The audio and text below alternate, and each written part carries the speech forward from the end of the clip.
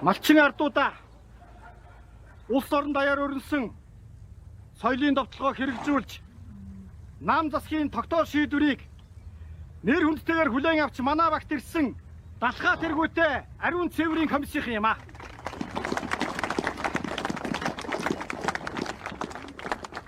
Төр төлөөлж ирсэн энэ хүний үгийг зөрчвөл нам засгийн бодлогыг эсэргүүцсэн гэсэн үг юм аа. Энийг би багийн даргын хувьд хатуу анхааруулж байна. Одоо ариун цэврийн комиссийн дарга Далхаа үг хэлнэ.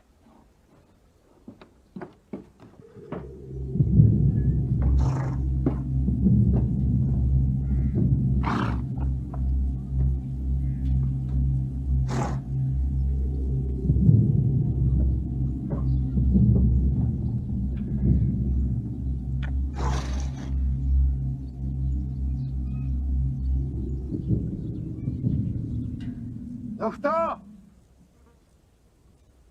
Эд бүхэн ариун цэвэрч соёл чахвыг өөрсдийн амьдралд нэвтрүүлж эрүүл аж төрх ёсонд суралцах хэрэгтэй байна.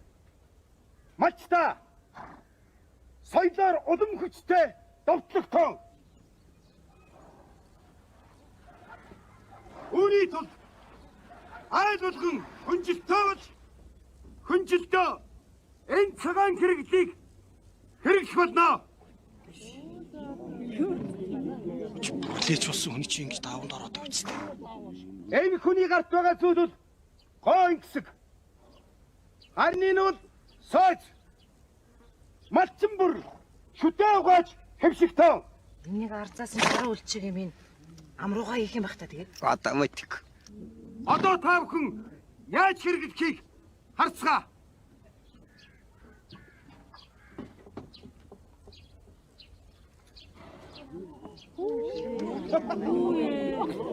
Ой! Наад бооч өгч байгаа борлоо шиг амнаас цагаан ус аграад улаа юм тавилаа энийг ойлгоч ой. Таймбайцгаа! Хайшир! Айд сандрах зүйл огт үгүй.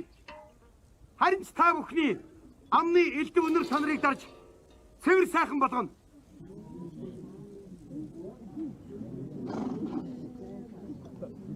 Энэ зүйлийг савн гин. Хамаг хэр буртгийг чинь хуутад чайна.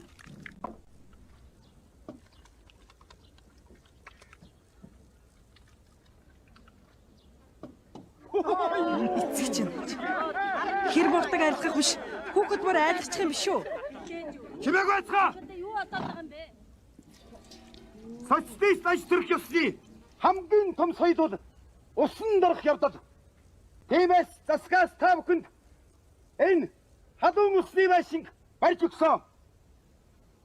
Нэг хүн жилд 52 удаа усан дорно гэж нам засгаас үүрэг болгож тогтоол шийдвэр гарсны дагуу та бүхэн 7 хоног тутам энэ байшин гэж халуун усанд орох болно.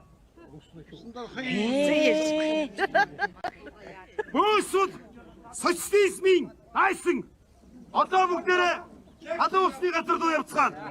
Юм яваад байна шүү дээ.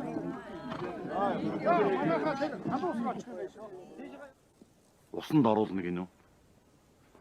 Энэ үхүү урд гол байдаг. Өөртөө очиод орчхоор нь заавал ингэж сүр бадруулах хэрэг байд юм болов уу? Халуун усанд гинэ. Халуусаа. Халуусанд оруулах чинь шалтарч үхэн үсттэй.